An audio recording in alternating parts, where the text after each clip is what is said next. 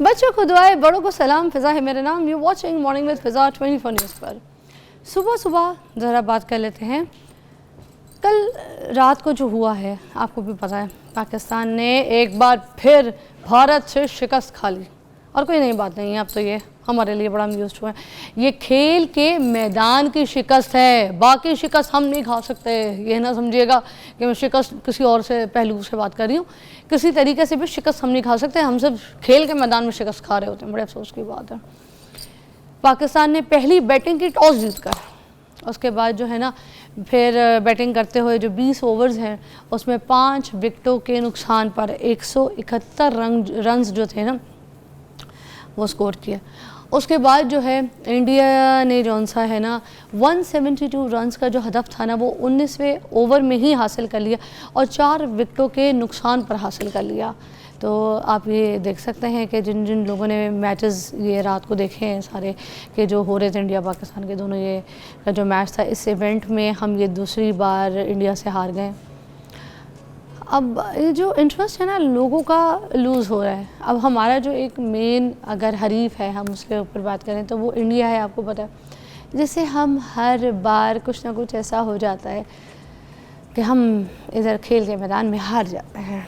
खैर कल थोड़े बहुत हमारे जो बैट्समैन हैं वो थोड़े बहुत चल रहे थे, मगर हमारे जो बॉलर्स थे ना वो डिफेंड नहीं कर सके इस चीज़ को। इसलिए बहुत बुरी तरीके से परफॉर्मेंस थी पाकिस्तान क्रिकेट टीम की तरफ से, अच्छी परफॉर्मेंस नहीं थी। और एक और कंट्रोवर्सी भी जो थी ना वो चली थी कि फ़खर ज़मान का आउट जो था ना वो देखने में बिल्कुल ये लग रहा था कि आउट नहीं है। वो बॉल का जो कैच है वो कीपर ने पकड़ा था पीछे, मगर वो गेंद जो थी ना वो नीचे लग चुकी थी। थर्ड एम्पायर ने ना जौन सा वो आउट दे दिया था। तो इसके ऊपर जौन सा है ना सलमान अली आगा जो हैं उन्होंने भी ये कहा कि फ़खर ज़मान के आउट को जो है ना मुमकिन तौर पर गलत करार दिया गया है, क्योंकि नज़र आ भी रहा था कि वो थोड़ा सा जो बॉल है वो नीचे लग गई थी, इस वजह से इसको गलत करार ऑलरेडी एम्पायर ने दे दिया। तो इस पे थोड़ी सी कंट्रोवर्सी थी, बट अब ये भी क्लियर है it's not like that you know. तो ये क्रिकेट की थोड़ी सी बातें थी जो हमने कहा कि आपके साथ ज़रा सा रिवाइंड रिपीट कर लें। आज की सुबह सुबह ये कल का ही वाक़या है, मैं कहूँगी कल का ही हादसा है। इस हादसे को थोड़ा सा डिस्कस कर लिया। अब नाज़रीन हम अपने टॉपिक की तरफ आते हैं जो कि हम अपने मेहमान के साथ आज जिस पे बात करेंगे वो ये है कि सैलाब जो है बहुत सारे अब ऐसे इलाके हैं जो उधर से वो घूम फिर के अब गुज़र गए। अब जो ज़मीन थी इस सिलसिले में जो तबाह हुई है, जहाँ जहाँ से सैलाब का रुक गया है गुज़रा है, अब वो कुछ लोग कह रहे हैं कि वो जो ज़मीनें हैं वो ज़रख़ेज़ हो चुकी हैं, क्योंकि सैलाब का जब पानी आता है तो वो जो नमी मिनरल्स को जो है ना वो अपने साथ लेकर आता है। मगर कुछ लोग ऐसे भी हैं जो कह रहे हैं कि जो ज़मीनें हैं वो तबाह हो गई हैं, ख़ास तौर पे वो ज़मीनें जहाँ पर चावल उगते थे ना, ये पिंडी भटिया का इलाका अगर आप देख लें, जो हाफसाबाद का इलाका है वहाँ, तो वहाँ पर रेत जो है ना वो बहुत ज़्यादा आ गई है। इतनी ज़्यादा आ गई है, इतनी रेत है कि लोगों के जो ट्रैक्टर है ना वो रेत के नीचे फंसे हुए हैं और लोग जो है ना वो खोद खोद के अपने ट्रैक्टर निकाल रहे हैं। अब कुछ लोग ये कह रहे हैं कि जो ज़मीनें हैं चावल की काश्त के लिए जो है ना उसको मट्टी वाली, चिकनी मट्टी वाली ज़मीन चाहिए होती है, ठीक है। तो अब वो जो रेत वाली ज़मीन है ना उसमें लोग ये कहते हैं कि चावल नहीं उग सकता। तो इस हिसाब से अगर देखा जाए कि हमें कुछ इतनी इन्फॉर्मेशन इस बारे में तो है नहीं, मगर ये है कि हम जानना तो चाहेंगे ना कि क्या सही है क्या गलत है। क्या बेटा किसके म्यूज़िक बेटा बंद कर दो बेटा, क्या हो गया रात को, क्या किसके टिकटॉक नहीं देखे, कौन कौन किसके फॉलोवर हो, किसके टिकटॉक देखते हो, बताओ आज मुझे बताओ। ये उम्र है तुम्हारी टिकटॉक देखने की, क्या हो गया है? नहीं बेटा बुरी बात, इतनी इंपॉर्टेंट मैं बात कर रही हूँ, ऐसे टिकटॉक नहीं है आपके अपलोड होने चाहिए ना देखने चाहिए। खबरदार जो आज के बाद टिकटॉक देखा, मैं ख़िलाफ़ हूँ। अच्छा खैर छोटा बच्चा था, डांट दिया मैंने, बाकी ख़त्म है। अच्छा चलो, अब साजिद संधू साहब जो है उनको आज हमने इनवाइट किया है, जो कि एग्रीकल्चर एक्सपर्ट हैं। आज हम उनसे इन्हीं चीज़ों के बारे में पूछेंगे कि जिन जिन जगह से, जिन जिन इलाकों से सैलाब गुज़रा है, उस हिसाब से हम इनसे ये भी पूछना चाहेंगे कि जहाँ जहाँ से गुज़रे कितनी ज़मीनें जो हैं वो मुतासर हुई हैं, क्योंकि लोग कह रहे हैं कि चावल की जो काश्त है वो तबाह हो गई है और 50%, कोई कह रहा है 30% तबाह हो गई है, कोई कह रहा है चावल के जब रेट आगे बहुत बढ़ जाएंगे। तो कितनी सच्चाई है इन चीज़ों में, प्लीज़ बयान कीजिएगा। बिस्मिल्लाहिर्रहमानिर्रहीम। सबसे पहले तो ये कि माशाल्लाह आपने जिस तरह का नॉलेज अपनी स्क्रीन पे डिलीवर किया है वो बड़ा पॉजिटिवली उस मसले को एड्रेस करता है कि वाकई उन लोगों की जहाँ पे रेत आई है उनकी ज़मीनें उसमें धंस गई हैं, कई फुट वहाँ पे रेत आ गई है, लेकिन ये एक स्मॉलर पोर्शन है, एक बड़ा छोटा एरिया है जो कि दरिया के बेल्ट के बिल्कुल नज़दीक होता है। वहाँ पर रेत आती है और बहुत बड़ी मिकदार में आती है, और जब तक कि हुकूमती मशीनरी और गवर्नमेंट की इमदाद उसके साथ शामिल ना हो वो रेत वहाँ से निकाली नहीं जा सकती, बल्कि ह्यूमनली पॉसिबल ही नहीं है। अब वहाँ पे क्रॉप कल्चर चेंज हो जाएगा। तो क्या वो निकाली जाती है? अगर निकाली जाती है तो किस तरह? मुमकिन नहीं है, पॉसिबल नहीं है। अगर निकालनी हो तो उसके लिए क्रेन, उसके लिए बुलडोज़र्स और बड़ी हैवी मशीनरी चाहिए होती है, जिसका ख़र्चा भी अच्छा खासा ज़्यादा होता है। अच्छा। अगर तो बड़े शहरों के नज़दीक हो फिर तो वहाँ से बिल्डर्स और कॉलोनी वाले और घरों वाले उठा के ले जाएंगे, लेकिन अगर वो दूर दराज के देहात में हो तो उसको निकालना बड़ा मुश्किल हो जाता है। लेकिन ये एक फ्रैक्शन है, बड़े छोटे पैमाने पे ये वाला। ज़्यादा डैमेज वहाँ पे हुआ है जहाँ पे अननेचुरल फ्लो ऑफ वाटर हुआ है। अननेचुरल फ्लो वहाँ पे हुआ है, देखिए एक तो दरियाओं का रास्ता, आपने सुना होगा कि दरिया अपना रास्ता लेता है, वो रास्ते को बाज़ औक़ात वाइडर करता है, फैला देता है, और बाज़ औक़ात सुकीज़ करके उस नैरो पोर्शन पे चलता है, जो कि लाहौर के नज़दीक आपने देखा। कभी रावी जो था ये दादा दरबार तक बहा करता था और इससे भी आगे आया करता था। हमने आहिस्ता आहिस्ता इसकी जगह लेते गए और दरिया को पीछे धकेलते गए। ये दुनिया में तमाम सिविलाइजेशंस में होता है, लेकिन वहाँ पे क्या करते हैं, वहाँ पे दरिया को गहरा भी करते हैं ताकि कभी पानी आए तो उस बल्कि आपने सुना होगा कि मुगलिया दौर में या उससे पहले इन दरियाओं में स्टीमर चलते थे, इनमें शिप चलते थे जो कि कराची तक ट्रैवल करते थे, और वहाँ से अल्लाह पाक ने पाकिस्तान को 5 कुदरती रास्ते दिए हैं, और दुनिया में सस्ता तरीन रास्ता ट्रैवलिंग का जो होता है वो पानी का, वाटर फ्लो का होता है। पंजाब 5 दरियाओं का, इसी वजह से हम इसको पंजाब कहते हैं। बिल्कुल ऐसा जी। और जहाँ से हमने अननेचुरल दरियाओं के बंद को तोड़ के उस सिमत में पानी को बहाया है, जहाँ पे हमने किसी वडेरे को या किसी ज़मीन को बचाने के लिए या किसी को तहफ़्फ़ुज़ देने के लिए उसको डुबोने से बचाना चाहते थे, और बाज़ सूरतों में बंद को भी बचाना चाहते थे, बैराज को बचाना चाहते थे, तो वहाँ पे पानी उस सिमत में गया जहाँ पे वो दरिया में अब वापस नहीं आएगा। अब वो क्या होगा, वहाँ पे 5 फुट 7 फुट 10 फुट तक पानी जो है अननेचुरल वहाँ पे खड़ा होगा, और वो पानी असल में प्रॉब्लम्स की अमाजगा बनेगा। अच्छा, तो ये पॉसिबिलिटी है कि दरियाओं को गहरा भी किया जा सके? एक मतलब उसमें भी तो देखें बहुत बड़ी मेहनत लगेगी ना, कि इतने लंबे लंबे दरिया हैं वो, और बड़ा टाइम बड़ा पैसा भी तो लग जाएगा, इन्वेस्टमेंट। अभी देखिए जी, दैट प्रोसेस कॉल्ड यूट्रॉफिकेशन। आपकी जितनी बड़ी झीलें हैं, जैसे तरबेला है, वो भी तो मड के साथ भरता जा रहा है, हर साल उसकी कैपेसिटी कम होती जा रही है। अगर मैं आपको यूट्रॉफिकेशन के फ़ायदे बताऊँ तो हो सकता है बहुत सारे लोग फ्री में गवर्नमेंट को कहेंगे जी हम वहाँ से मट्टी निकालने को तैयार हैं।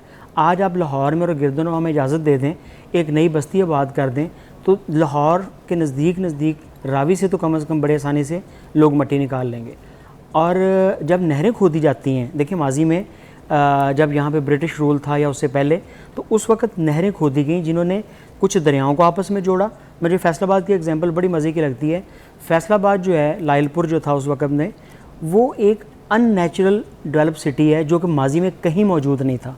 1905 या 1897 से पहले उसका वजूद ही नहीं था। उसको 3 नहरों ने आबाद किया। उस ज़माने के जो हुक्मरान थे उनकी फ़हम और फरासत ये थी कि उन्होंने दरिया से 3 नहरें निकाली, रख ब्रांच, गोगीरा ब्रांच और झंग ब्रांच। इन 3 नहरों ने बड़े सगीर का सबसे बड़ा अनाज घर पैदा किया। वहाँ पे अनाज पैदा हुआ, वहाँ पे लोगों ने अपना अनाज पैदा, उस ज़माने में जो जंग थी वो पानी और अनाज पे हुआ करती थी। आपको पता है इस बात का। अभी टेक्नोलॉजी का दौर है, हालात चेंज हुए, लेकिन अनाज आज भी उतना इम्पॉर्टेंट है। ये उन मुल्कों से पूछें जहाँ पे खुराक की कमी, जैसे भी आपने कहा कि चावल कम हो जाएगा, 7 to 12% एरिया जो है चावल का जो है वो डिस्ट्रॉय हुआ। अच्छा, इस पे मैं बात करूँगी आपसे, एक ब्रेक ले लेती हूँ, फिर मैं आप मुझे पूरी डिटेल में बताइएगा कि कुछ लोग जैसे 50% कह रहे हैं, कुछ लोग कह रहे हैं 30% पूरा जो है बर्बाद हो गया, आपको अनाज जो है ना ऐसे नहीं उगेगा। तो अब आप मुझे इसके बाद बताइएगा, ब्रेक ले लेते हैं। Okay, welcome back. अब हम ज़रा ये पूछेंगे कि ये जो चावल की फसलें हैं जिसके बारे में कहा जा रहा है कि वो तो मोस्टली काफ़ी तबाह हो गई हैं, तो अब आगे चावल की काश्तकार बहुत मुश्किल हो जाएगी। अगर होगी भी तो आगे चावल जो आएगा वो बहुत महंगा हो जाएगा। इसमें क्या सच्चाई है? सबसे पहली बात है कि पाकिस्तान का जो मौजूदा राइस था वो लकीली एक्सपोर्ट हो गया और बड़ी अच्छी कीमत पे एक्सपोर्ट हो गया। उसकी वजह इंडिया पे कुछ पाबंदियाँ भी थीं, कुछ इंटरनेशनल सिनेरियो ऐसा बन गया। अभी इस वक्त ये है जी कि पाकिस्तान का अराउंड 7 to 10% एरिया मुकम्मल तौर पे कॉम्प्रोमाइज़ हो गया। मैं बात कर रहा हूँ सिर्फ चावल की, राइस एरिया जो है 7 to 10%। 7 to 10% जब डिक्लाइन पे जाता है ना तो उसका असर 90% पे बहुत बुरा पड़ता है। कैसे से हमने मुल्क की ज़रूरियात भी पूरी करनी है, हमने एक्सपोर्ट भी करनी है। हाँ, इस दफ़ा की बड़ी बम्पर क्रॉप में तवक्को थी कि जो बहुत नीचे चलेगी बारिशों की वजह से भी कुछ और, तो होगा क्या कि हमारी यील्ड जो है वो 20% तक कॉम्प्रोमाइज़ हो सकती है। जब वो 20% कॉम्प्रोमाइज़ होएगी तो फिर क्या होगा कि डेफिनेटली पाकिस्तान में उसकी स्कारसिटी होगी, उसकी किल्लत होगी, उसके रेट बहुत ऊपर चले जाएंगे। और सबसे बुरी बात ये है कि हमारी जो लोकल आवाम है उसको खाने के लिए बड़ा महंगा चावल मिलेगा। हाँ, इस साल एक्सपोर्ट भी ज़्यादा होगा, उसका हमें देखिए फॉरेन रिज़र्व भी हमें चाहिए, हमें बाहर से पैसा अरबों रुपए हमें जो है वो इसमें आते हैं, बिलियंस ऑफ डॉलर्स जो हैं वो एक्सपोर्ट से हमें एग्रीकल्चर कमोडिटीज़ से आते हैं। लेकिन हम उतने ही पैसे जो हैं शायद आपके इल्म में होगा कि हम एडिबल ऑयल की इंपोर्ट पे भी लगा देते हैं। पिछले साल का हमारा सिर्फ एडिबल ऑयल की इंपोर्ट का जो बिल था वो 5.2 बिलियन US डॉलर था। मैं आसान अल्फाज में चूँकि लोग देख रहे हैं तो उनको बिलियन और US डॉलर्स का अंदाज़ा नहीं होता। ये 3 साल के IMF के कर्ज़े के बराबर था। इससे आपको अंदाज़ा हो जाएगा जो हमने 3 साल का IMF का कर्ज़ा लिया था वो हमने 1 साल में सिर्फ एडिबल ऑयल के इंपोर्ट के ऊपर लगा दिया। तो ये बड़ा अच्छा साल है जिसमें हम उन चीज़ें हम यहाँ पर नहीं कर सकते, वो कनोला और सनफ्लावर वगैरह बिल्कुल कर सकते हैं। लेकिन देखिए पता है कि हमें बहुत सारी चीज़ें बहुत अच्छी हैं इस मिट्टी में, अल्लाह पाक ने बड़ी खूबियाँ और ख़ासियतें भी रखी हैं। लेकिन एक बुरी बात है कि हम नेशनलिज्म पे नहीं सोचते, हम एक कौम की तरह नहीं सोचते, हम अपने अपने बेनिफिट के लिए सोचते जाएंगे। नेशनलिज्म ये है कि पाकिस्तान में इस वक्त एडिबल ऑयल की कमी है। हम दुनिया का बुरा तरीन तेल, आपने अक्सर लोगों को कहते हुए सुना होगा कि पाकिस्तान इस वक्त डायबिटीज़ में, ज़ियाबितस में, शुगर में दुनिया में लीड पे ऊपर चला गया है। हम 30+% के ऊपर हमारी जो आबादी है वो शुगर पेशेंट हो गए। और उसकी वजह में जो टॉप वजूहात हैं उसमें एक हमारा बुरा एडिबल ऑयल है। हम एडिबल ऑयल जो इंपोर्ट कर रहे हैं that is Malaysian palm oil. Palm oil जो है वो मेन सोर्स है इंसुलिन रेजिस्टेंस का। आज आपको जितने भी 50 ईयर्स के लोग थके हुए बुरे हाल में और जगह जगह पे बैठे हुए अपने सेट पे भी आपको नज़र आएंगे, वो सारे जो हैं वो उसी एडिबल ऑयल की मेहरबानियों से हो रहे हैं। तो कोशिश करें कि अपने जो घर का ऑयल है वो अपने सामने कैनोला ऑयल इस्तेमाल करें, उससे बहुत बेहतर है। पाकिस्तान का जो अपना ऑलिव ऑयल है इस वक्त दुनिया में 3rd रैंक पे कंपटीशन में आया है। आपने तो सुना होगा अमेरिका में इस कंपटीशन में। महंगा भी तो बहुत है ना, एक आम आदमी तो अफोर्ड नहीं कर सकता। आप आम आदमी के लिए बताइए कि वो क्या इस्तेमाल करें।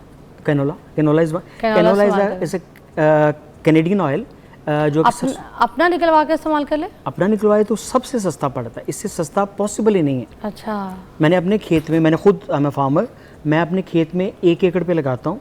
मेरी पूरी फैमिली, मेरा घर, मेरे ड्राइवर्स, मेरे जितने भी लोग मेरे से मुतालिक हैं वो सारे के सारे वही ऑयल खाते हैं। मतलब अपना देसी तरीके से उसको निकालते हैं। ओके। अच्छा, एक और चीज़ मुझे बताइएगा, ये जो मुतासरीन है जिनकी काउंट एटलीस्ट कोई 5 लाख के तरीके, मतलब अगर देखा जाए तो काउंट की जा रही है, अब ये जो मुतासरीन लोग हैं ये अब हमारी सोसाइटी, बाकी सोसाइटीज़ के ऊपर और गवर्नमेंट के ऊपर, लोगों के ऊपर बोझ तो नहीं बन जाएंगे? बिकॉज़ इन लोगों को इस तरह से तो अकोमोडेट करना, इनका खाना पीना, इनकी रिहाइश, इनकी चीज़ें, बेचारे बेघर हैं ये लोग, इनके पास तो छतें भी नहीं है, इनको किस तरीके से मैनेज किया जाएगा, अकोमोडेट किया जाएगा, ये सब कैसे मुमकिन होगा? 5 लाख मुतासरीन। देखिए 2 किस्म के तरीक़ेकार होते हैं, एक होता है शॉर्ट टर्म और एक होता है ज़रा लॉन्ग टर्म। आज तो हम बड़े मोटिवेटेड हैं, जगह जगह चौकों में चंदे भी इकट्ठे कर रहे हैं लोग, रिहेबिलिटेट करने के लिए उनको जा भी रहे हैं। आज फंडिंग भी अवेलेबल है। क्या होगा, सबसे पहले मेडिसिन चाहिए, सबसे पहले नए घर किसी ऐसी घरों में, खैमा बस्तियों में आबाद किया जाएगा, ज़िंदा बचाया जाएगा। सबसे पहले तो आपने देखा कश्तियों पे निकाल लिया गया, उनको ज़िंदा बच गए। कैजुअलिटीज़, मोर्टेलिटीज़ बड़ी कम हुई, जितनी हुई वो बड़ी तकलीफ़ें थी। 100 लोग फौत हुए, 150 लोग फौत हुए, 200 गए, बहुत तकलीफ़ें था। अब आ जाता है कि इसके बाद क्या होगा। अब तो इमदाद भी बंद हो जाएगी, लोग नहीं पहुँचेंगे वहाँ पर। ये इतना बड़ा सानहा जाता है, लोगों को हमारी मेमोरी भी तो बड़ी शॉर्ट है ना, हम भूल जाते हैं। तो अब होगा क्या, आज से 1 माह के बाद इनको खुराक देने के लिए, इनको आगे स्कूल्स में लेके जाने के लिए, इनकी ज़मीनों को आबाद करने के लिए सबसे बड़ा बिज़नेस उन इलाकों में एग्रीकल्चर का है। तो मैं सजेस्ट करता हूँ कि इनको शॉर्ट टर्म क्रॉप्स जो हैं वो उगानी चाहिए, जैसे कि फॉर एग्जांपल समर स्क्वाशेस, टिंडियाँ, ये 31 डेज़ में प्रोडक्शन दे देती है। मूली लगाई जाती है, मेथी लगाई जाती है, पालक लगाई जाती है, इसके बीज भी बड़े सस्ते हैं। 1 एकड़ में हार्डली को 3 से 4 हज़ार रुपये का बीज आता है। अगर वो बीज इनको अवेलेबल करवा दिया जाए तो ये पूरे 2 माह के बाद ये वहाँ से लाखों रुपया कमा भी रहे होंगे, खुद खा भी रहे होंगे। और दूसरी बड़ी चीज़ फॉडर, जो इनके जानवरों के लिए, एनिमल के लिए, लाइफ स्टॉक के लिए। एक और चीज़, ये जो पिंडी भटिया और जो हाफिजाबाद का इलाका है, जी, ठीक जी। है, अब वो ये कहते हैं कि चावल की काश्त का इलाका था। अब वहाँ पे जितना जितना एरिया तबाह हुआ है, क्या वहाँ पे दोबारा चावल कभी उग सकेगा? ये मुमकिन होगा? 2 एरियाज़ हैं उसमें। एक है जो दरिया से नज़दीक था, जहाँ पर रेत चढ़ गई। जहाँ पर रेत आ जाती है वो हो सकता है 1 मील का, आधे मील का, आधे किलोमीटर का एरिया हो जहाँ पर रेत आ गई और बड़े हैवी डोज में आ गई। वहाँ पे दोबारा चावल नहीं लग सकेगा। वहाँ पे क्रॉप ट्रेंड चेंज होगा, वहाँ पे तरबूज लग सकेगा, वहाँ पे खरबूजा लग सकेगा, वहाँ पे वेजिटेबल के लिए बड़ा, वहाँ पे कमाद लग सके, गन्ना लग सकेगा। ऐसी चीज़ें जो कि पानी को विथस्टैंड करती हैं वो वहाँ पे लगेंगी। राइस जो है, इसके नीचे एक हार्ड पैन चाहिए होता है जो पानी को खड़ा कर सके। जब वहाँ पर रेत आ जाएगी तो बड़ा मुश्किल हो जाएगा। तो इस एरिया में से आप समझ लें कि जो एरिया डैमेज हुआ है, ये कोई 30-40% एरिया दोबारा राइस शायद ना उगा सके। आय हाय, तो ये बहुत बड़ा डैमेज होगा। आय हाय, वाकई। तो इस मामले पे मेरे और आपका आज का एक छोटा सा कलाम है, ये एक हो सकता है इसको कोई सुनने वाला ऐसा सुन ले, कोई पॉलिसी मेकर सुन ले। चूँकि हम पिछले दिनों पॉलिसी मेकर्स के साथ बैठ के भी फोर्स ही कर रहे थे कि आज से 1 माह के बाद क्या तकलीफ़ होगी, 2 माह के बाद और 10 माह के बाद। हमने पूरे साल का सिनेरियो सोचना है। हमने उसमें सोचना है कि आपने फॉडर कैसे पैदा करना है, शॉर्ट टर्म अनाज कैसे पैदा करना है, उन लोगों को रिहेबिलिटेट कैसे करना है। This planning is very important, very important. तो जब तक कि कौम में सोचने वाले लोग मौजूद होते हैं ना, तो वो कौमें तरक्की करती हैं। अब देखें, हम 3 लोगों ने मिल के फैसलाबाद, अभी आप उसका देखेंगे थोड़े दिनों में एक बड़ा अच्छा प्रोग्राम भी आपके पास आएगा। डॉक्टर शहजाद बसरा साहब ने, मैंने और एक और दोस्त ने मिल के 17 किलोमीटर लंबा एक शजरकारी का एक जंगल बनाया। उस जंगल को, चूँकि वो ह्यूमन मेड है, फॉरेस्ट कहेंगे, उस पे आज हमने वो जब पौधे गिने तो हमें पता चला कि 15 लाख ज़िंदा पौधे मौजूद हैं। ये 2.5 साल की मेहनत में अगर 3 लोग मुआशरे के मिल के गवर्नमेंट की इमदाद के साथ इतनी बड़ी तादाद में लगा सकते हैं, तो why not you and me. और ख़ास तौर पे टीवी को, मीडिया को और उन तमाम लोगों को जो कि पॉजिटिव पर्सनैलिटीज़ रखते हैं इस मुआशरे में, उनको आगे आना चाहिए। शजरकारी से दरियाओं के आगे बंद बांधे जाएंगे, पानी नहीं निकलेगा, ज़मीनें लॉस में नहीं जाएंगी, वो पानी की स्पीड कम हो जाएगी। ये सारी, अगर हम इन्हीं दरख्तों को पहाड़ों पे लगाएंगे तो ऊपर से मिट्टी और रेत बह के नहीं आएगी। हमने बेशुमार ऐसे काम करने हैं जो as a nation, as a कौम हमारी ज़रूरत है। देखें, हम पिछले 20 साल से चीख रहे हैं, कह रहे हैं कि इंडिया यकदम पानी छोड़ देता है। क्या ये 50 या 70 या 100 लाशें उठा के हम एहतजाज नहीं कर सकते? गांव में एक बंदे को अकल होती है कि कत्ल का पर्चा दर्ज करवाना होता है ना, तो वो लाश सड़क के दरमियान में रख के पर्चा दर्ज करवा लेते हैं।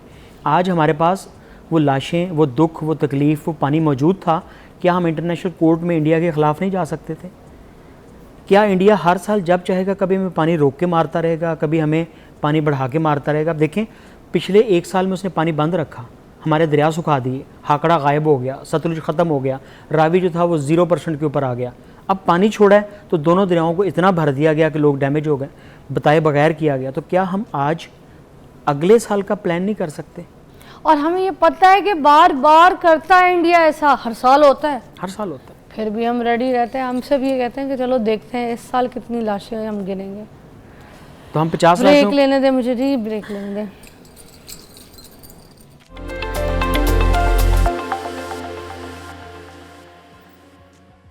अच्छा, सब्जियों के बारे में ज़रा पूछना चाहेंगे कि अब सब्जियों के रेट जो है ना वो ऑलरेडी महंगे हो गए हैं, डबल भी हो गए। और पूछो तो बोलते हैं कि सैलाब की वजह से सब्जियां जो हैं वो बहुत महंगी हो गई।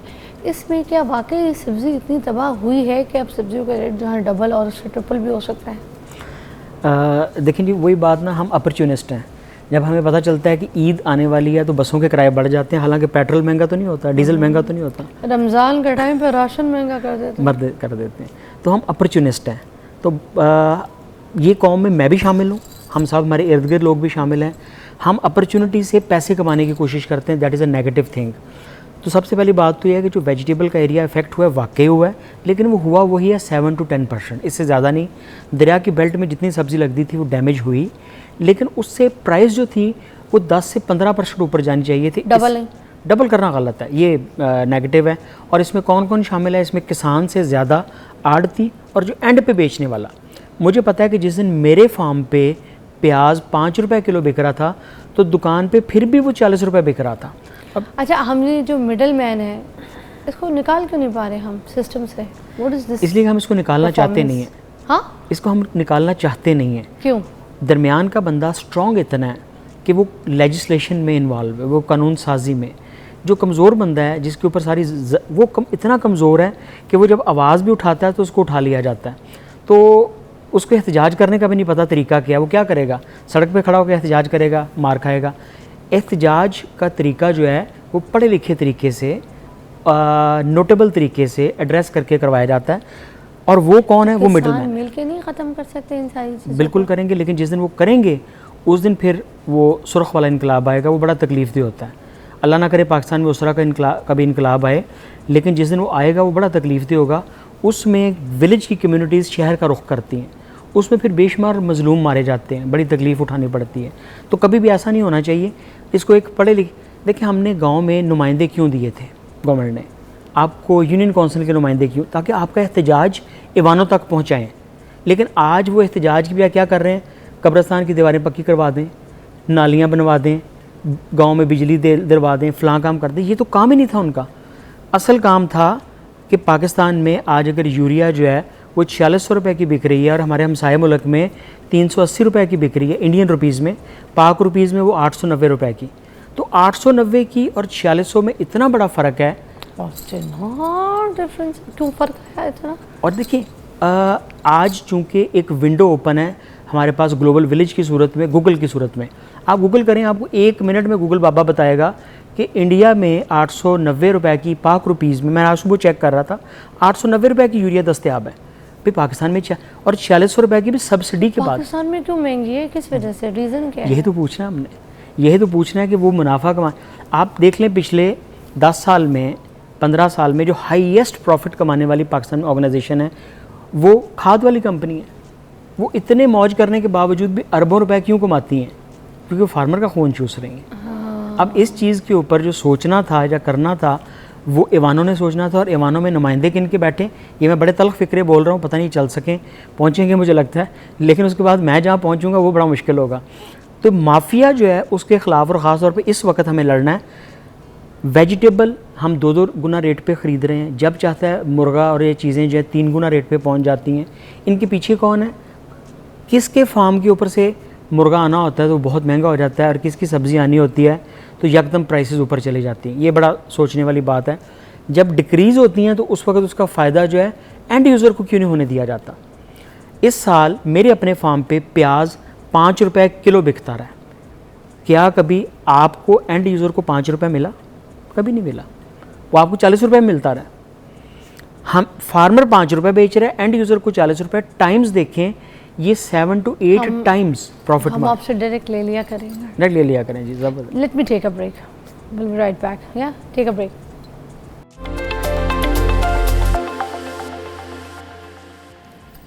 ओके, कुछ ज़रूरी कुछ सवाल है मुझे आपसे ज़रूर करने, क्योंकि आज आप आए हैं, मधु हैं, तो एडिबल ऑयल के बारे में कुछ सवाल करना चाहूँगी।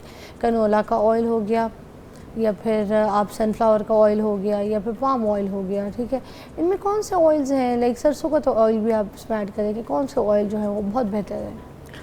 देखिए, अगर हम कहें कि सबसे बेहतरीन कौन सा है तो वो ऑयल है जिसकी अल्लाह ने भी कस्में खाई हैं, ठीक है। जो वत्तीनी वज़ैतून वतूर सीन, जैतून is one of the best oil, जो कि पहले हमने सिर्फ घुटनों की मालिश के लिए रखा हुआ था। आज पाकिस्तान कुछ ज़री साइंसदानों की बड़ी मेहनत और अल्लाह ताला की मेहरबानी से आज पाकिस्तान ऑलिव क्लब में शामिल हो गया, यानी कि टॉप प्रोड्यूसिंग ऑलिव कंट्रीज़ में आ गया। हम पहले 7 में आ गए अल्हम्दुलिल्लाह। और पाकिस्तान का जो अच्छा, आपको पता है पहले जो हम अगर आप देखें पुराने, आप सदियों पहले चले जाएं तो जो लोग थे ना वो इतनी जल्दी बूढ़े नहीं होते थे, जवान रहते थे। आज के दौर में हम ये कहते हैं हमारे जवान रहने का जो सेल है वो 30-35 साल की उम्र में बनना ख़त्म हो जाता है, ये आज की रिसर्च कहती है। इस वजह से जब वो जवान है इंसान 30-35 के बाद जो है ना जवान सेल्स बंद हो जाते हैं बनना बॉडी में, इसलिए बंदा बुढ़ापे की तरफ चले जाता है। जो हमसे बहुत पहले पहले जो सदियां थी उस टाइम पे बंदे बूढ़े नहीं होते थे 40-50 साल के बाद, बल्कि वो जवान और जवान होते थे, हड्डियों के वाइज भी, एनर्जी वाइज भी, ताकत वाइज भी, शक्ल वाइज भी। इतनी जल्दी मुंह पे झुर्रियाँ या कुछ नहीं आती थी, ये जोड़ों के दर्द, ये वो मसले, क्योंकि वो लोग खाते थे जैतून, ठीक है। और अगर जैतून नहीं होता तो जैतून का तेल पीते थे, तेल इस्तेमाल करते थे, खाते थे उसको, उस खाने में इस्तेमाल करते थे। और साथ वो इस्तेमाल करते थे इंजीर, मतलब साथ जैतून का जिक्र है, क्योंकि कुरान पाक में भी जहाँ तक आई एम नॉट रॉन्ग, ठीक है, मैं गलत नहीं हूँ, तो कुरान पाक में भी 7 मरतबा जो है जिक्र है जैतून का और 1 मरतबा इंजीर का। तो इसका मतलब है 7 जैतून और 1 इंजीर जो है वो खाएं, if I am not wrong, तो वो बहुत बेहतर होता है। अनार का जिक्र है, खजूर का जिक्र है, खजूर का जिक्र है। खजूर की गुठली जो है वो दुनिया का बेहतरीन पोटेशियम रखती है, जो कि दिल को धड़काने के लिए। तो खजूर की गुठली का भी बता दें मुझे, इसका इस्तेमाल है वो किस तरीके का है? देखिए, I am not a health expert but as an agriculture expert हमें मालूम होना चाहिए कि धड़कते हुए अज़ा के लिए सबसे इम्पॉर्टेंट चीज़ जो है वो पोटेशियम होता है। पोटेशियम जो है वो दुनिया में सबसे ज़्यादा कहा जाता है कि वो एवोकाडो में पाया जाता है, इसीलिए लोग उसकी स्मूदीज़ पीते हैं, उसको इस्तेमाल करते हैं। नंबर 2 के ऊपर शकरकंदी में होता है, फिर केले में होता है, और इन तीनों से ज़्यादा खजूर की गुठली में होता है। और इस्लामी तारीख़ का जो सबसे पहला बाईपास या सर्जरी से कहा जाता है, हज़रत साद बिन अबी वक़ास रज़ियल्लाहु तआला अन्हु की, वो भी खजूर की गुठलियाँ खिला के की गई थी उनके, जब दिल में दर्द हुआ था और वगैरह जंग के दौरान। तो नेचुरल डाइट, आपने बिल्कुल ठीक कहा कि इंसान के जिस्म को अल्लाह पाक ने इतनी खूबसूरती से बनाया है कि ये लंबा जीने के लिए, तो लंबा जीने के लिए हमारा जिस्म जो है ये बहुत लंबा चलता है। हमारे पास 900 साल जीने वाले लोगों के किस्से और कहानियाँ तारीख़ में मौजूद हैं। मेरा अपना हकीम कहता है कि human body is design to live for at least 300 years. तो 300 साल ज़िंदा रहने वाले जिस्म तो मौजूद हैं, लेकिन खुराक वो मौजूद नहीं है। हम हर रोज़ चीनी खा के उसको तबाह करते हैं ऐसे। अच्छा, जैतून की आप बात कर रहे थे, ऑयल के तरफ मैं वापस आती हूँ। आपने कहा जैतून सबसे बेहतर है, मगर जैतून आपको पता है क्योंकि हम पाकिस्तान प्रोड्यूस भी कर रहा है, मगर फिर भी इतना महंगा है कि आम आदमी उसको अफोर्ड नहीं करता था जैतून का। तो उसको अगर हम ये कैनोला, सनफ्लावर की तरफ उसको आना ही पड़ता है आम आदमी को, इसी का इस्तेमाल करना। इनमें से किसका बेहतर? सबसे बेहतरीन, सबसे सस्ता और हर फार्मर के पास जो अवेलेबल हो सकता है, दैट इज़ कैनोला ऑयल। जो हमारा माजी में सरसों या बाकी चीज़ें चल रही थी उससे कहीं बेहतर भी आ गया, जो कि हार्ट के लिए भी बड़ा अच्छा है, दैट इज़ कैनोला ऑयल। और कैनोला की जो 2 किस्में थी जो कि हमारे पाकिस्तान के साइंटिस्ट ने बनाई, उसको आरी कैनोला कहते हैं, AARI, AARI canola, AARI super canola, one of the best variety. ये हार्ट हेल्थ के लिए बड़ी अच्छी है, आपको स्लिम एंड स्मार्ट रखने के लिए बड़ी अच्छी है, और ये आपके हंडिया में कुकिंग के लिए इससे बेहतर ऑयल नहीं हो सकता और सस्ता। ये जो मार्केट से हम ख़रीदते हैं ना कैनोला ऑयल, ये बिल्कुल ठीक है, परफेक्ट है, 100% सही है, या हम खुद निकालेंगे इसको? फिर देखें, जो भी मार्केट में आपको कैनोला ऑयल, आपको कभी भी गारंटी नहीं है कि उसके अंदर कैनोला है भी है या नहीं है। आज से आपने एक चीज़ देखनी है, जिस बॉटल पे आपने ख़रीदा है क्या उस पर कैनोला ऑयल की परसेंटेज लिखी हुई है?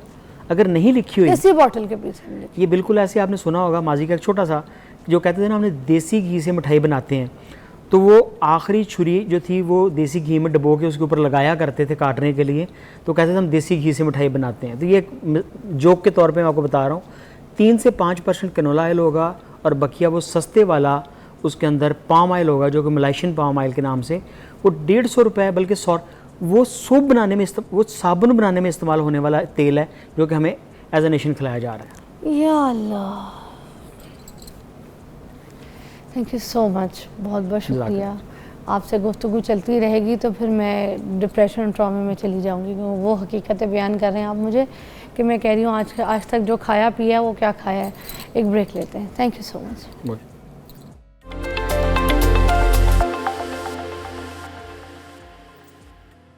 ओके जी, वेलकम बैक नाज़रीन। इससे पहले कि मैं आज आपको अपने इस सेगमेंट के बारे में कुछ बताऊं, आज मैं आप सबको एक चीज़ रिक्वेस्ट करूंगी। हर चीज़ का देखें ना, जब आप खुद अपनी लाइफ में एक्सपीरियंस करते हैं तो फिर आपको पता चलता है कि आप क्या सही करें, क्या गलत करें। ठीक है, सेगमेंट हमारा इस टॉपिक से हटके, मगर मैं कुछ आपको बात बताने लगी हूँ, गौर से सुनिएगा मैं अभी पिछले कोई 1.5 महीने 2 महीने से ना दूध पीना शुरू किया मैंने रेगुलर। मुझे लगा कि मुझे दूध पीना चाहिए। मैं दूध वैसे भी बहुत शौक से पीती हूँ। मेरा बस चले मेरे सामने कोई दूध का पतीला रख दे तो वो मैं फ़ौरन पीना शुरू कर दूँ। मुझे इतना पसंद है। उसकी मलाई भी बड़े शौक से खाती हूँ, मलाई पराठा खाती हूँ, मलाई वाली चाय पीती हूँ, और दूध तो मुझे कोई जितने गिलास दे दे मैं पीना शुरू कर देती। तो मैंने पता किया, मेरे जो ड्राइवर भाई हैं उनके पास ना, उन्होंने कहा कि हमारे घर का जानवर है तो वो हम घर से आपको ताज़ा जो है ना दूध देंगे। मैंने कहा स्मेल हीक तो नहीं होगी? उन्होंने कहा नहीं। वो दूध मैंने वो ला के देना शुरू किया, मैंने पीना शुरू कर दिया। अब मैं तो दूध पी रही हूँ अपनी तरफ से, मगर मैं परेशान कि रोज़ सुबह जब मैं उठती हूँ 5-5:30 तो मैं उसके बाद ना 6 बजे 7 बजे तक तो बिल्कुल नशाइन बन जाती हूँ, जैसे मैंने कोई नशा किया हो, मैंने कोई भंग पिया हो, मैंने भंग की गोलियाँ खा ली हो। मैं तो बिल्कुल एक ऐसे ड्रगी हो जाती हूँ। गाड़ी में भी सोती भी आती हूँ लाश की तरह, इधर आती हूँ तो इधर भी मरी हुई होती हूँ, मेकअप भी हो रहा है तो लाश की तरह, इधर भी बैठी हूँ तो हर ब्रेक में मेरा हाल। गैस बैठा होता है तो मैं वो सवाल ऐसा करती हूँ कि जवाब बंदा लंबा दे, मैं इधर ही आंख लगा रही होती हूँ। आपको थोड़ी पता चलता। वो पता ये चला कि मैं भैंस का दूध पी रही हूँ। आपको पता है भैंस का दूध पीने वाला इंसान 2 टांगों पे खड़ा नहीं रह सकता। मैं इतनी वैसे बुराई नहीं करना चाह रही, मगर जो मेरे साथ हुआ मैं तो वो बता रही हूँ। फैट थोड़ा सा ज़्यादा होता है तो बड़ा सुस्त हो जाता है इंसान। मतलब देखें, जो छोटे बच्चे हैं उनके लिए अच्छा है, उनको ज़रा सुला के रखते हैं, उनको थोड़ा सा मोटा रखता है, उनकी बच्चों की नींद पूरी रखता है। मगर जो बड़े हैं ना, जो यंग हैं, उनके लिए ठीक नहीं है, उनको बहुत सुस्त कर देता है, काहिल कर देता है, और इस तरह का कर देता है कि वो बंदा 2 टांगों पे खड़ा नहीं हो सकता, क्योंकि इसमें फ़ैट की मिकदार बहुत ज़्यादा होती है। तो आपको चर्बी जो है ना वो बहुत हो जाती है। तो बच्चों के लिए भैंस का भी पिला दें तो कुछ नहीं है, मगर गाय का जो है ना वो बेहतर है। और सबसे बड़ी बात, खालिस दूध। तो आज से मैंने ये फ़ैसला किया कि मैं तो गाय का दूध पीऊँगी या फिर मैं बकरी का दूध पीऊँगी, मगर ये भैंस जो हुई है ना, मेरी दिमाग की भैंस हो गई है। वो कहते हैं ना, दिमाग की भैंस का दही बन गया। आज के बाद खुदा ना आप पीजिएगा और बड़े लोग, और ना मैं पीऊँगी, ठीक है? सब गाय का दूध पियेंगे। अब मेरे पास एक ऐसे मेहमान यहाँ पे हमने मधु किए नाज़रीन, मैं आपको बताऊँ, ज़बरदस्त आपके सामने यहाँ पर आज आपको वो टिप देंगे मेरी वो बहनें जो रोज़ मेरा शो देखती हैं और रोज़ मुझसे फरमाइश करती हैं, मेरे सोशल मीडिया पे मुझे इनबॉक्स करती हैं कि फ़िज़ा आप इतना स्टाइल करती हैं, इतने मेकअप्स लेती हैं, इतने हेयर स्टाइल बनाती हैं, और आप नॉर्मल अपने सोशल मीडिया पे तो आके बड़ा टिप देती हैं मेकअप की और वीडियोज़ अपलोड करती हैं, ट्यूटोरियल करती हैं, मगर आपने अपने मॉर्निंग शो पे अभी तक हमें ऐसी कोई चीज़ नहीं सिखाई जो हम आपके रेगुलर फॉलोअर्स हैं। तो आज उन सारे फॉलोअर्स के लिए ये सेगमेंट तैयार किया गया है जिसमें आपको बताया जाएगा कि पार्टी मेकअप किस तरीके से किया जा सकता है। अगर आपके पास इतने पैसे नहीं हैं कि आप किसी सैलून में जाएं और अफोर्ड नहीं कर सकते, तो आज आपको बेस्ट पाकिस्तान के लाहौर के स्टाइलिस्ट जो हैं वो सिखाएंगे कि किस तरीके से अपने घर पे आप एक पार्टी मेकअप करके किसी इवेंट में तैयार होकर जा सकते हैं। तो लेट्स स्टार्ट। मेरे पास मौजूद हैं अली हसन, जो कि लाहौर के बहुत फेमस, बहुत बड़े स्टाइलिस्ट हैं, और ख़ास आप लोगों के पास मधु हैं ताकि अपनी ट्रिक्स सिखा सकें। आइए जी अली हसन। अस्सलाम वालेकुम, कैसी तबीयत है? मैं बिल्कुल ठीक। So good to see you, so good to see you. This is your fan. इधर इस तरफ आ जाए जी। और अली हसन, आपकी फ़ैन तो मैं हुई, मेरे साथ तो आपने बड़ा मेकअप, मेरे पे मेकअप ट्यूटोरियल भी किया है, मेरे सोशल मीडिया के लिए भी किया है, यूट्यूब के लिए भी किया है, आज आप मेरे मॉर्निंग शो के लिए भी करेंगे। चले, थैंक यू सो मच। आपने सबसे पहले तो मुझे यहाँ पे इनवाइट किया, थैंक यू सो मच आपका, और thank you so much 24 channel का जिन्होंने मुझे मतलब इस प्लेटफॉर्म पे बुलाया है। मैं आप लोगों का शुक्रगुजार हूँ, और मेरा हमेशा से यही होता है कि मैं अपने एक्सपीरियंसेस शेयर करता रहूँ, चाहे मैं अपने प्रोफाइल पे करूँ या मैं अपने सोशल मीडिया के ऊपर। तो आज आप लोगों के साथ एक नया एक्सपीरियंस अली भाई, फिर मुझे ज़रा यहाँ से स्टार्ट करते हैं, बताइएगा कि जो ये जो पार्टी मेकअप होता है, अभी अगर कोई आता है, कोई लेडीज़ आपको बुक करती है या दूसरे और सैलून्स, मार्केट का एक रेट होता है कि बेस्ट मेकअप आर्टिस्ट का रेट ये है, नॉर्मल मेकअप आर्टिस्ट ये, नॉर्मल और कोई थका हुआ सैलून चलो तो उनका रेट। तो एक खर्चा क्या हो जाता है, एक मेकअप कितने में पार्टी मेकअप का? सबसे पहले तो डिपेंड करता है कि आपके प्रोडक्ट्स कितने महंगे हैं या सस्ते हैं। सबसे पहले तो ये जो बंदा यूज़ कर रहा है, सबसे पहले तो, और जितनी हाइप क्रिएट हुई होगी बड़े सैलून्स की, तो उसी के अकॉर्डिंगली देख रहे होते हैं कि जितने, सबसे मेन चीज़ ये होती है कि सबसे जो बंदा है मेकअप कराने वाला और करने वाला, उसकी हाइप कितनी क्रिएट हुई है। ओके, मार्केट में। एग्जैक्टली। अच्छा। तो जितनी हाइप होगी उतने उसी तरह से चार्जेस होंगे। हाँ। समझ में नहीं आती हैं समटाइम चीज़ें कि मार्केट का रेट कुछ और चल रहा होता है, सैलून वालों का रेट कुछ और चल रहा होता है, होम बेस्ड करने वालों का रेट कुछ और चल रहा होता है। हाँ। तो खर्चा जो टोटल है मैक्सिमम इसके ऊपर लाइक एक पार्टी मेकअप के ऊपर 7 to 8 लाइक 1000 लग जाता 1000 के है। करीब उसमें हो हेयर जाता है। स्टाइलिंग शामिल उसमें होती है। स्टाइलिंग होती है, उसमें मेकअप होता है, उसमें लाइक आपका नेल कलर होता है, आपकी लैशेज होती हैं, ईच एंड एवरीथिंग लाइक एक आपको प्रॉपर लुक दी जाती है। अच्छा, और अगर यही आप जैसे कुछ मोटी मोटी ट्रिक्स अगर हमें आम लोगों को सिखा दें, देखने वालों को, और वो अपने किसी इवेंट या किसी शादी को अटेंड करते हैं, अपने घर के किसी फंक्शन को अटेंड करते हैं, तो क्या वही मेकअप वो कर सकते हैं अगर उनके हाथ में उनको हुनर आ जाए, सीख सबसे जाए? मेन चीज़ होती है कि आपकी प्रैक्टिस। आप जितनी अच्छी प्रैक्टिस करेंगे आप उतना अच्छा मेकअप कर सकते हो। अगर आपकी प्रैक्टिस नहीं है, जाहिर है आप मतलब कोई किसी के दिमाग में घोल कर डालता नहीं है ये चीज़ें, आपने सिखा दी हैं, लेकिन आपकी प्रैक्टिस के ऊपर डिपेंड करता है कि आपकी प्रैक्टिस जितनी ज़्यादा होगी आपका हाथ उतना अच्छा पॉलिश हो जाएगा। अच्छा, ये जो बेस लगाई जाती है जी, जी। हमारे मतलब पाकिस्तान में मोस्टली देखा जाता है, जो हर शहर है, हर शहर के हिसाब से अलग अलग टोन होती है। जैसे अगर कराची में जाते हैं वहाँ पर इतनी चिट्टी बेस को पसंद नहीं किया जाता। बिल्कुल ऐसे ही ऐसा है। यहाँ पर जो क्लाइंट है वो ये कहता है कि हमें फेयर कर दो, चिट्टा कर दो। अच्छा, और उसके बाद अगर जैसे डूई मेकअप कर दो या ग्लॉसी मेकअप कर दो तो कहते हैं ये क्या तेल नाक पे पकौड़ा निकल गया। वो कहते हैं पाउडर ठूस दो, नहीं करेंगे तो एंड में जाकर खुद ठूस रहे होंगे, टेलकम पाउडर लगा रहे होंगे भले, मगर मुंह पे भर देंगे। ऐसे ही है। तो आप कभी मतलब देखते हैं कि डिफरेंसेस हैं ऐसे? मेरे मुख्तलिफ शहरों में मैं काम कर चुका हूँ और एक्सपीरियंसेस हर तरह के लोगों के साथ हुआ है। लाइक कुछ लोग बहुत नेचुरल पसंद करते हैं, जैसे हमेशा के आपको आंखें अच्छी चाहिए होती हैं लेकिन आपको बेस और वो सारी चीज़ें बिल्कुल नेचुरल चाहिए होती हैं। और कुछ लोग बहुत फेयर मांगते हैं, लाइक एक्स्ट्रा फेयर अपने कॉम्प्लेक्शन से भी ज़्यादा। कुछ टाइम के बाद मतलब हो जाती है, बेस ब्लैक होना शुरू हो जाती है, ग्रे होना शुरू हो जाती है। तो इसीलिए अवॉइड करते हैं। सबसे पहले क्लाइंट को कंसल्ट करने की कोशिश करते हैं कि जितना नेचुरल रहोगे उतना अच्छा रहेगा। जितना आपकी अपनी स्किन टोन मैक्सिमम 1 से 2 टोन लाइटर कर सकते हैं, इससे ज्यादा अच्छा भी नहीं रहता है और प्यारा भी नहीं लगता। अब जैसे विंटर्स का सीजन है तो ये जो बेस पे क्योंकि हम बात कर रहे हैं, जो स्टिक्स होती हैं वो ज्यादा चलेंगी या फिर वो जो लिक्विड बेस होती है वो, या फिर बेस में कवरेज होना ज्यादा जरूरी है? कुछ बेसें ड्राई भी होती हैं। हाँ एग्जैक्टली। बेसिकली जो फाउंडेशंस होती हैं वो ऑयल बेस्ड होती हैं। अच्छा। जो स्टिक होती है वो सारी फाउंडेशन जो है वो वाटर foundation- बेस्ड है। अच्छा। सॉरी, वो वाटर बेस्ड है। अच्छा। और जो स्टिक है वो ऑयल बेस्ड है। ओके। तो सर्दियों में हम थोड़ा बहुत फेस के ऊपर अप्लाई करते हैं मॉइस्चराइजर के बाद, ताकि जब थोड़ा टाइम गुजरे बेस को, तो बेस के ऊपर अपना एक नेचुरल ऑयल जो है फेस के ऊपर वो आना शुरू हो जाए। ठीक है। और ये मुझे नहीं पता था। एग्जैक्टली। अच्छा, एक सेकंड, इसका मतलब है कि सर्दियों में हमने स्टिक्स को भी बिल्कुल करना है? कर सकते हो, बिल्कुल कर सकते हो, क्योंकि ऑयल बेस्ड होती है,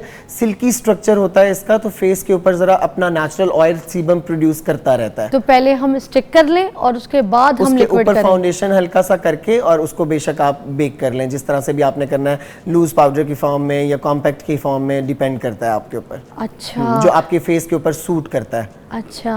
अच्छा, और ये जैसे होता है ना कि कुछ लोग कहते हैं कि थोड़ी सी येलो टोन इम्पोर्टेंट है, पिंक टोन का मेकअप, तो ये बेस में भी येलो टोन, पिंक टोन, क्योंकि कुछ लोगों को तो बेस ही ग्रे कर जाती है, वो चिट्टे के चक्कर में जाते हैं और वो डायरेक्ट जब व्हाइट बेस या पिंक बेस लगाते हैं तो उनका मुंह ग्रे कर जाता है। ग्रे की बेस टोन नहीं होनी चाहिए। इसकी टेक्निक क्या है? फिर हम जरा आगे ब्रेक के बाद जो है ना शुरू करेंगे। डिफरेंट टोन्स होती हैं, हर तरह के कॉम्प्लेक्शंस होते हैं, हर तरह की टोन्स होती हैं। अब डिपेंड करता है कि टोन आपके सामने जो क्लाइंट की टोन है, फेस टोन क्या है। ठीक है। फेस टोन के ऊपर मतलब आपके पास ब्रिटिश आ जाता है, पेल कॉम्प्लेक्शन आ जाता है, बॉनी स्ट्रक्चर आ जाता है, डिफरेंट टाइप्स के आपके पास फेसेस जब आते हैं, तो आपने पहले उसको एग्ज्यूम करना होता है कि आप बेसिकली करना क्या चाह रहे हो और क्लाइंट की डिमांड क्या है। अगर क्लाइंट कुछ एक्स्ट्रा फेयरनेस की तरफ जाना चाह रहा है या एक्स्ट्रा मतलब येलो की तरफ जाना चाह रहा है, तो आप क्लाइंट को पहले समझाएं कि ये चीज़ इस तरह से नहीं, ये चीज़ आपको इस तरह से सूट करेगी, देन उसके बाद ही कुछ कर सकते हैं। आप क्लाइंट को बिठाएं। उसके बाद मुख्तलिफ कलर्स के कैमोफ्लेज होते हैं जो कि आपकी स्किन टोन को बैलेंस करते हैं। कैमोफ्लेज करने के बाद आप ऊपर फाउंडेशन लगाएं, जो भी आपने फाउंडेशन लगाया है, फिर ग्रे नहीं लगेगी। लेकिन अपनी स्किन टोन के अकॉर्डिंगली। इतनी मोटी मोटी मज़े मज़े की बातें बताई हैं आपने। आज से आप लोग जो भी अपनी बेस देखें, बेस इज़ वेरी इंपॉर्टेंट। अगर आपकी बेस ठीक नहीं होगी, आपने चाहे आई मेकअप अच्छा किया हो, आपने contour, blush on, lipsticks, colours, कुछ भी, आपकी बेस से ना आप पहचाने जाते हैं। किसी की फटी हुई बेस होती है मुंह पे, किसी की पाउडरी होती है, किसी की केकी होती है, किसी की लेयर पे लेयर चढ़ी हुई होती है। इन तरह की जो बेसिस होती है ना, वो आप चेहरे पे अप्लाई करते हैं तो आपकी ना पर्सनैलिटी इम्प्रेस नहीं करती सामने वाले को, बल्कि आप अजीब से डिग्रेड हो रहे होते हैं। तो अपनी बेस जो है ना वो अच्छी बनाया करें, फिर आपका आगे मेकअप जो है ना वो अच्छा गुजरता है और अच्छा टाइम लॉन्ग लास्टिंग बेस भी चलती है। एक ब्रेक के बाद हम यहाँ पे सिखाते भी हैं आपको। Take a break.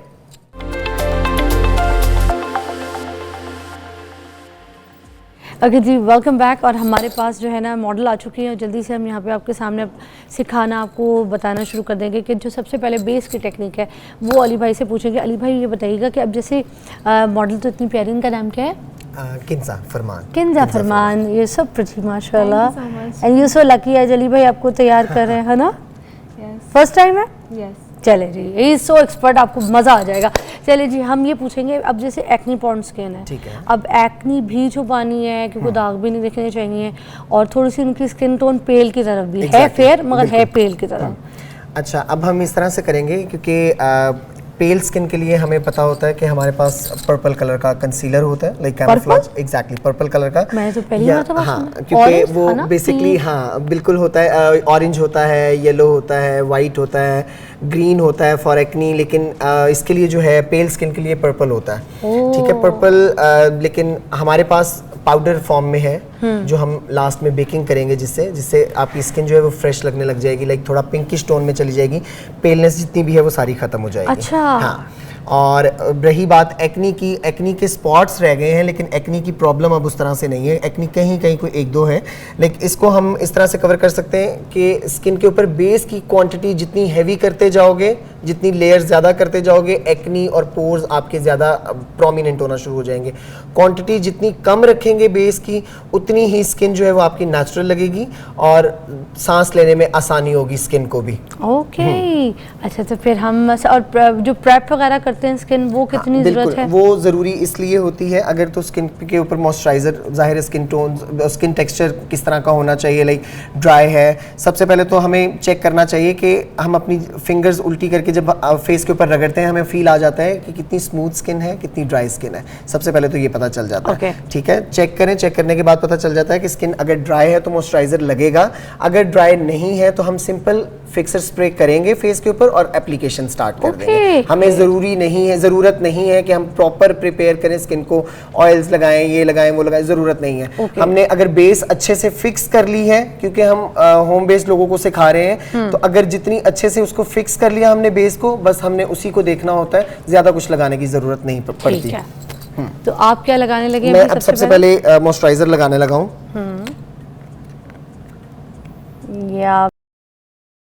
Okay, very very fine brand, मेरा बड़ा फेवरेट है।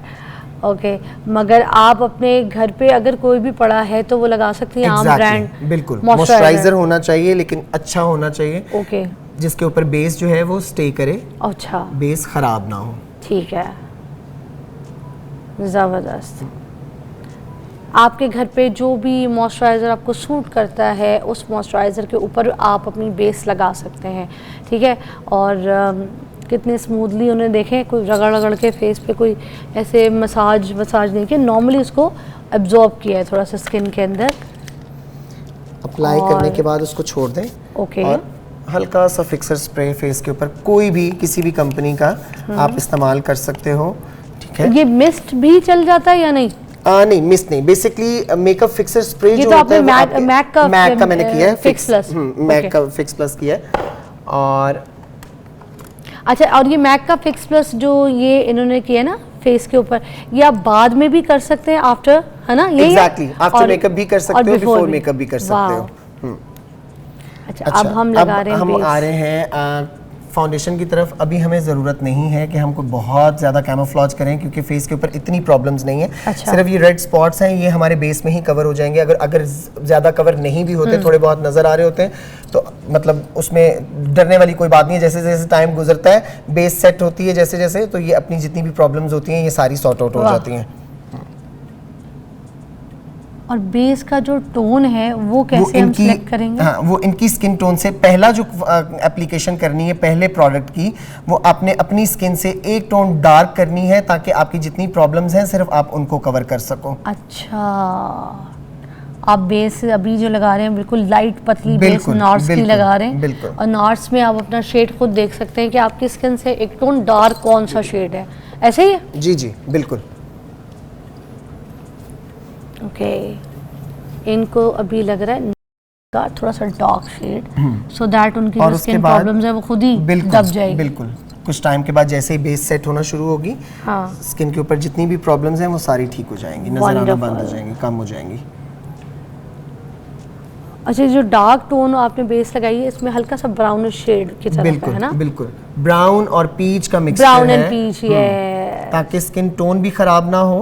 ओके। और एक अच्छी प्रॉपर एक बेस जो सेट डियोर की आती है उसमें 3N नंबर, वो भी बड़ा डार्क सा पीची सा, वो उससे भी बड़ा सब कुछ कंसील हो जाता है ना? बिल्कुल, कवरेज हो जाती है। और मैंने कभी भी कैमोफ्लेज नहीं किया, मैंने जब भी कभी भी मतलब मुझे नहीं लगा कि जितनी भी प्रॉब्लम्स हैं इनको पहले ज़रूर कवर करें।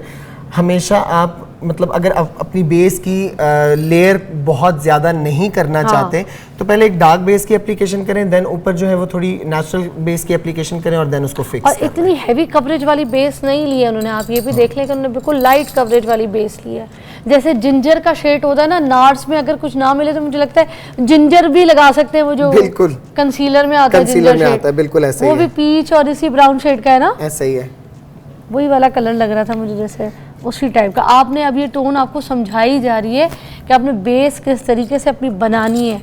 डायरेक्ट मुंह पे चुट्टी बेस नहीं लगाने होती है, और ना ही अपने कलर की, हल्का सा अपने अगर आपके स्किन में प्रॉब्लम है जो अली भाई बता रहे उसको फॉलो करें। अब आप इस पे क्या जा रहे हैं? एल्फ का है, ये बेसिकली ग्लो के लिए है। ये फेस के ऊपर बेस के अंदर ग्लो देता है, जो लोग डूई मेकअप मांगते हैं ये उसके लिए यूज किया जाता है। अच्छा, ये बेस नहीं है, ये ये ग्लो बेस है? नहीं, ये सिर्फ ग्लो है। वाओ, अच्छा, ये जो आजकल बड़ा और कोई ट्रेंडिंग में इतना मेकअप चल एक्सपेंसिव रहा नहीं, है। एग्जैक्टली कोई इतना एक्सपेंसिव नहीं है कि कोई हर कोई अफोर्ड ना कर सके।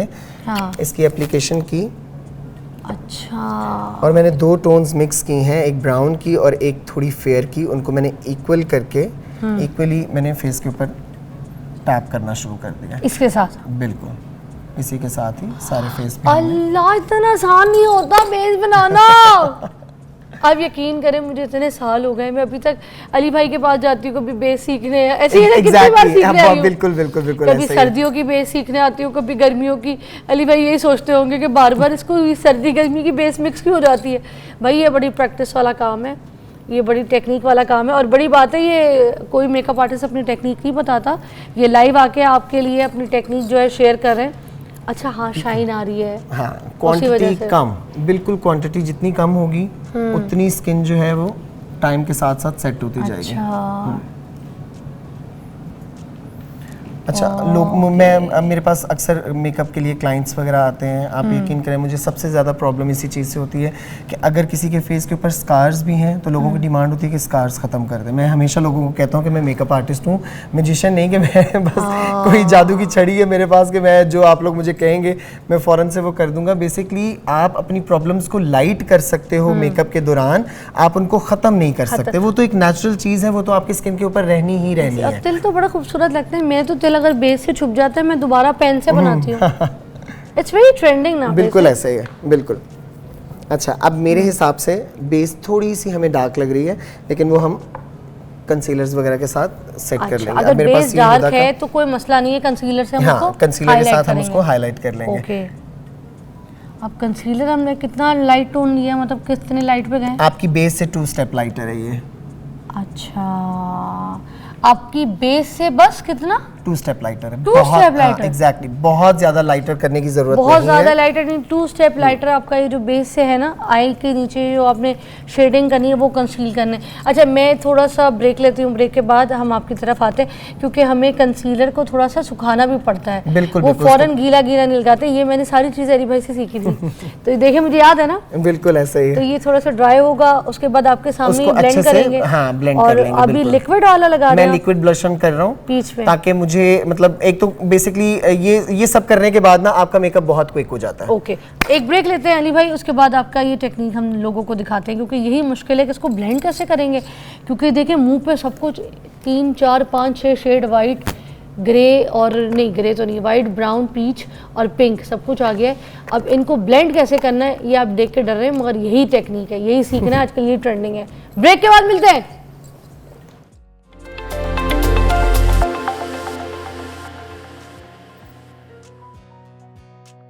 Okay welcome back. और अब वो जो पूरा ये सीन था ये देख लें एक बार। मेरा बेटा हाथ ना साड़ देना स्ट्रेटनर से। अच्छा ये देखें, ये जो सीन था ना, ये अब आपको ब्लेंडिंग करना दिखा रहे हैं किस तरह से ब्लेंड होता है। जी अली भाई करके दिखाइएगा। आपने वही हल्का सा गीला ब्यूटी ब्लेंडर लिया है और उसको आस्ता आस्ता टैप करना शुरू किया है। जो कंसीलर थोड़ा सा ड्राई किया है, आपने देखा पूरी एक ब्रेक हमारी गुजरी है उस पूरी। बेटा क्लोज कीजिएगा, ये टेक्निक दिखानी। हाँ पूरी एक ब्रेक हमारी गुजरी है, उसमें कंसीलर थोड़ा सा ड्राई किया उन्होंने और ड्राई करके करें। जी अली भाई अब आप बताते जाएं साथ साथ। कंसीलर ड्राई करने के बाद जब आप बेक करते हो प्रॉपर अच्छे से एक तो लेयर बनती है, आईज ऊपर करें, और फिक्सिंग बहुत अच्छे से हो जाती है और जो एरिया है वो ब्राइट नज़र आता है प्रॉपर उस तरह से। कवरेज भी अच्छी होती जा रही है। एग्जैक्टली। और मैं हमेशा कहता हूँ कि आईज ऊपर करें, कंसीलर जितना अच्छा हो उतना आपके लिए बहुत मतलब फ़ायदे वाली चीज़ है, क्योंकि आंखों के नीचे जब आपकी बेस प्रॉपर अच्छे से सेट हुई होती है ना तो वो अच्छी दिखती है। कंसीलर आपने मुझे अच्छा इस कंसीलर जो हमने लेना थोड़ा सा हैवी कवरेज लेना है। बिल्कुल, कंसीलर हमेशा थोड़े स्टिकी होते हैं, ज़रा हैवी कवरेज होती है उनकी, कि ताकि अच्छे से जो है वो कवर कर सकें आपके, क्योंकि डार्क सर्कल्स जो हैं, डार्क सर्कल्स आपके बेस के अंदर भी झलकते रहते हैं। हाँ जब तक उनको प्रॉपर कंसील नहीं करोगे तो वो बाद में भी नज़र आते रहेंगे और कुछ टाइम के बाद जब बेस ज़रा स्किन के अंदर पेनिट्रेट करती है तो बाद में वो डार्क सर्कल्स जो हैं वो वहाँ से ग्रे होना शुरू हो जाते हैं। कितने मज़े से ब्लश ऑन और उसकी जो कॉन्टोर का शेड था लिक्विड में इन्होंने लगाया, उसको कितने मज़े से ब्लेंड कर दिया और एब्जॉर्ब कर दिया जैसे अच्छा, बेस के ये मेरे ख्याल में सबसे आसान तरीका है और सबसे टाइम बचाने वाला तरीका है। और ये देखिए पड़ी भी लाइन नहीं है मुंह पे, इट्स ब्लेंडेड। और जब ये पूरा कॉन्टूर भी हो गया, देखिए फेस भी छोटा हो गया और पिंक्स भी आ गए, ब्राउन्स भी आ गए और बेस में कंसील भी आंख के नीचे कवरेज के साथ आ गए। Very nice. अब आंख को नीचे से आईज ऊपर, आंख सबसे पहले मैं हमेशा बेक करता हूँ आंखों के नीचे, ताकि जो आपकी अपनी क्रीज होती हैं, लाइंस होती हैं जो आंखों के नीचे, वो अच्छे से पहले ही फिक्स हो जाएं। पाउडर लेकर मैं हमेशा लूज पाउडर की और आप पिंक टोन का पाउडर ले, पिंक, क्योंकि मैंने आपको बताया था कि पेल है स्किन तो हमें पिंक पर्पल कुछ इस तरह की टोन्स में ही जाना पड़ेगा। अब पिंक ग्रे नहीं करेगा ना? एग्जैक्टली। और ना ही उसको पेल रहने देगा। अच्छा। उन एरियाज़ में जिन एरियाज़ में आपको लगता है कि यहाँ से आपकी बेस जल्दी ख़राब हो सकती है, उसको अच्छी तरह से फिक्स कर लें। अच्छा, उन्होंने आंखों के नीचे थोड़ा सा कवरेज ज़्यादा दिया पाउडर का और हाथ जो उनका फेस पे जा रहा है वो बहुत हल्के हल्के जा रहा है, फुल फेस पे पाउडर की लेयर नहीं जा रही है। बिल्कुल। ये टेक्निक भी देख लीजिए, क्योंकि मैं तो ऊपर से बिल्कुल गौर से देख रही हूँ, आपको भी क्लोज में हम दिखा रहे हैं।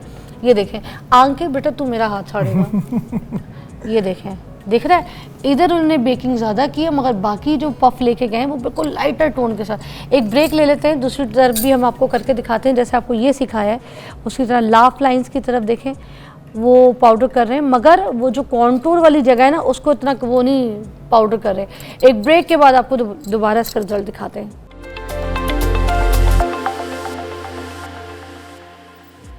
Okay, welcome back. और हम साथ साथ अब शुरू कर रहे हैं आई मेकअप। ये देखें हल्का सा लुक देख लें, हल्का सा हाइलाइटर दिया इन्होंने और ब्लश ऑन का जो है ना पाउडरी ब्लश ऑन दिया। अब हम जा रहे हैं आई मेकअप की तरफ।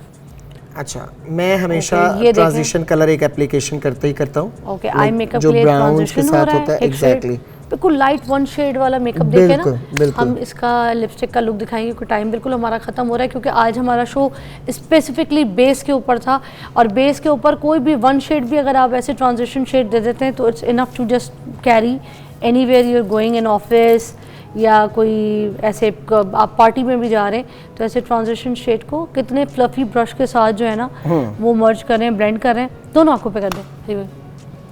ये देखें, वाह। और चेहरे पे बेस कितनी ग्लो करना शुरू हो गई है और कितनी टाइम के साथ साथ जैसे जैसे टाइम गुजरता जाएगा बेस और अच्छी और सेट होती जाएगी। वाह,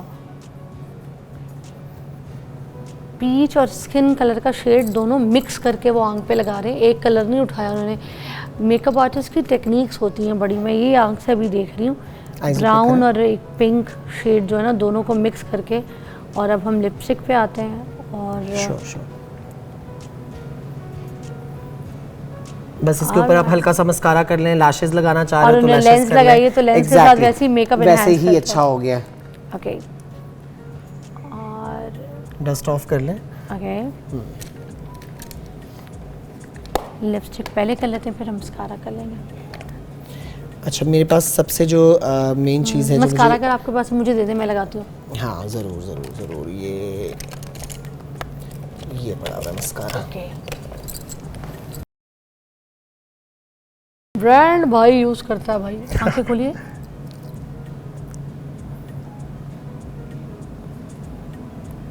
ओके, हमने स्ट्रेटनर भी साथ साथ किया है। एक्चुअली आज के शो पे आपको बेस की टेक्निक जो है ना प्रॉपर सिखाई गई है। इस बेस की टेक्निक को अगर आप फॉलो करें अपनी ज़िंदगी को बचा लें। अल्लाह की कसम, कितने मैं इवेंट्स में जाती हूँ, लोगों को बेस की कोई तमीज़ नहीं होती। बिल्कुल। या तो काली सिया बेस बना के आते हैं अली भाई, या फिर ग्रे बेस बना लेते हैं। चिट्टी इतनी होती है कि देखिए वो बेस स्टेज पे अच्छी लगती है अगर बहुत ही कोई चिट्टी है, आम नहीं। व्हाट अ कलर, पिंक का बड़ा फ्रेश सा कलर है। ये बड़े कमर्शियल्स में यूज़ होता है। और आम ऐसे आप इस तरह के शेड्स अपनी लाइफ में कुछ कलेक्शन में रखें लिपस्टिक्स के। सस्ते से सस्ते पाकिस्तानी ब्रांड में नाम नहीं लेना चाह रही, मगर बड़े अच्छे लिपस्टिक के शेड्स के लिए मैं जब अभी मॉर्निंग के लिए तैयार होती हूँ आप लोगों के लिए, तो यहाँ पर भी मैं वो वाले शेड्स यूज़ करती हूँ जो कि आम मुझे लगता है पहले तो वो 80 रुपये के आते थे। अब मैं नाम नहीं ले रही मगर अब है ना 200, आपने जितना बता दिया ना वो पता चल गया होगा। 200 के हो गए हैं, 250 के हो गए। वाओ, वेरी नाइस, क्या बात है। एक बार ये आप अपने हाथ से भी जरा फोल्ड कर दें। थोड़ा सा अगर ग्लॉस करना चाहे तो भी हम इसके ऊपर कर सकते हैं, बिल्कुल कर सकते हैं। ओके, और ये बेटा छोड़ेंगे जल्दी से क्लोजिंग की तरफ। अब आगे बेटा, जी जी पीछे पूरे तुम उनको घर तक लेके फ्रंट कर दो।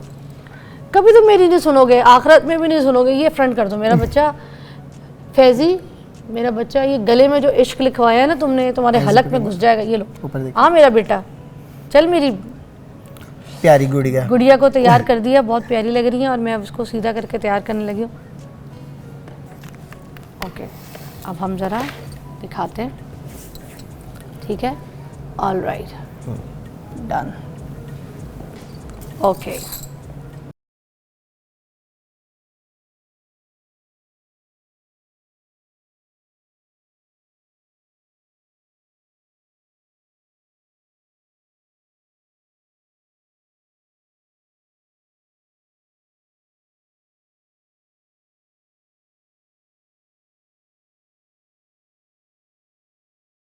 तो ये देखें फ्रंट कितनी खूबसूरती से जो है ना।